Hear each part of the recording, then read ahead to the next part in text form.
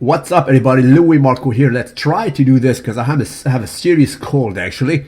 Thing is, it is -40 with the wind chill where I live in the freaking North Pole. Anyway, let's talk about this real quick post-workout. So this is a page, actually, on Instagram, IFBB Pro. I think it represents NPCNewsOnline.com, and they tried to geek out and to look back, actually, at Olympia 2012. It was the closest the closest placement between Kai Greene and Phil Heath. They were separated, as far as I remember, only by 1 point. Now, of course, Phil won, and I think he deserved to win. A lot of people argued that, but let's take a look at it real quick. Thing is, in that Olympia, Kai Greene came in the smallest shape ever.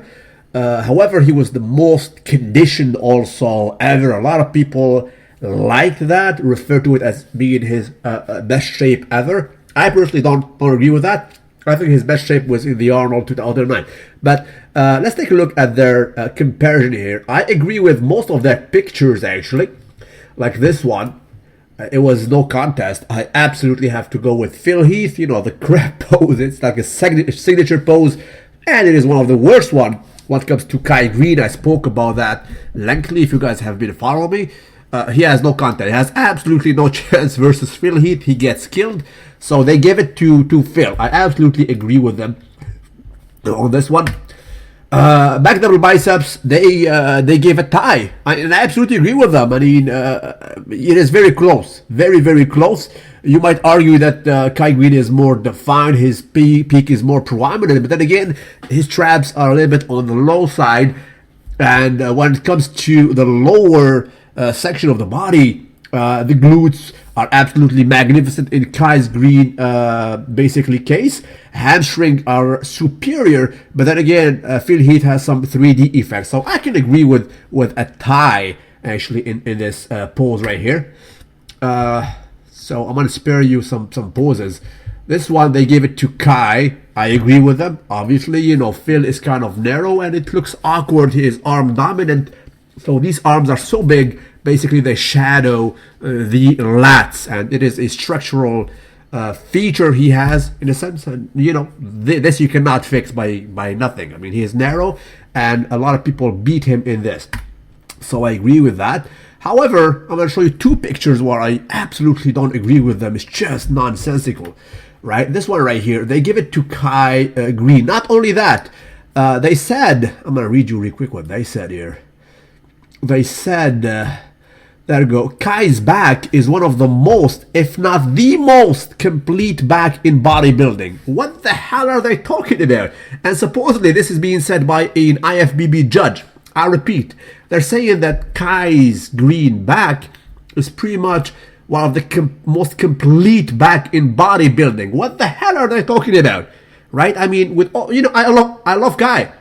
Nothing personal, but Kai's back, it's good, but it's not even top 10 best backs in the history of bodybuilding. You cannot even compare it to Dorian Yates or Ronnie Coleman or Johnny Jackson or even Phil Heath for that matter. The thing is, let's be honest, he is lacking a complete body part here. I'm talking about the traps. He is trapsless. He has no traps, admittedly, right? So how can you basically say he has one of the best backs ever while lacking a complete muscle group for that matter? It's just not developed, right?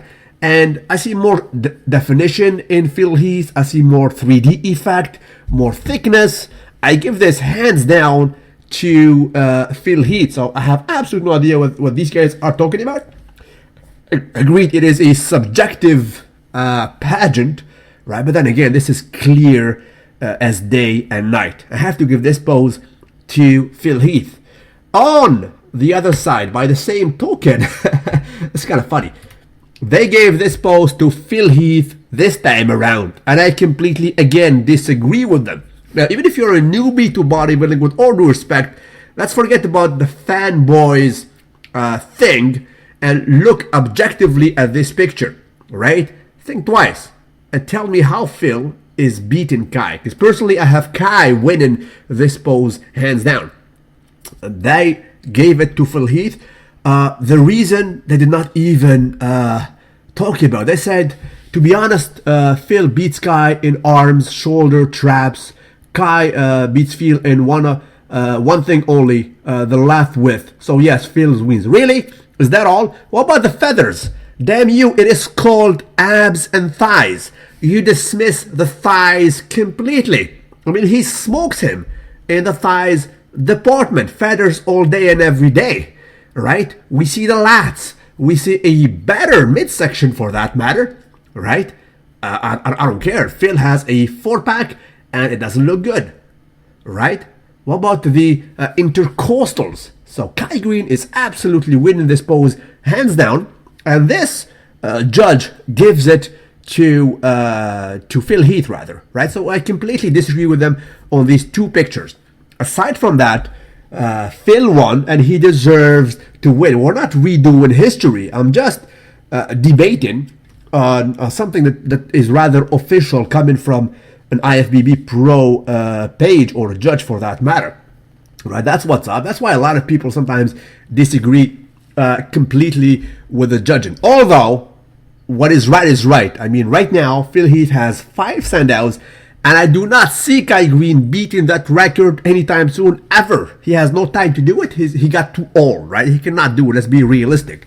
That's what's up. We're not redoing the history, but they spoke about it, so this is just me debating with you guys, asking you a question. Tell me what you guys think about it, and please be objective. Let's talk about these two poses, right? The abs and thighs that I personally gives to Kai, and this IFBB judge gives to Phil Heath, and the back lat spread, which they gave this time around to Kai, and I personally give it to Phil Heath.